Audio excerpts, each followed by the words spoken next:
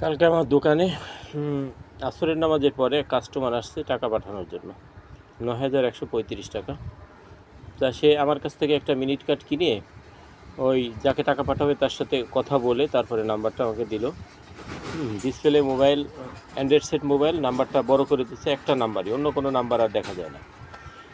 তো এই নাম্বারে আমি আমার মোবাইলে উঠায় বা ওনার কাছে ওই মোবাইলটা দিয়ে পরে আমি টাকাটা পাঠাইছি।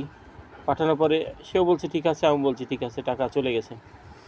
পরে ওই ব্যক্তি আসরের মাগরিবে এসার পরে এসে আমাকে বলছে, ভাই আমার তো বিকাশের টাকাটা তো যায় নাই। আমি কি বলেন, নাম্বার আপনিও মিলাইলেন আমিও মিলাইলাম, তা টাকা যাবে না কেন? পরে ওই লোক, আমি কই কোন নাম্বার দিয়েছিলেন? পরে নাম্বার দিছে।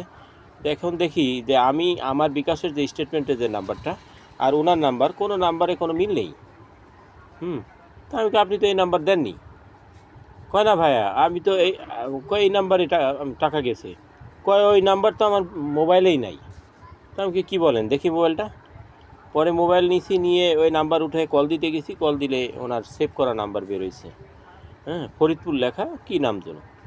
তা আমি কই তাহলে এটা কি, এখন আপনাকে আমি কি করব বলেন? এখন আপনাকে আমি কি করব? এখন আপনি কি এটা কি চিটিং করলেন না আমার সাথে? এখন আমার ইউটিউব ভাই বন্ধুরা, এখন আপনারাই বলেন একে কী করা উচিত আমার। আপনারা সতর্ক থাকবেন।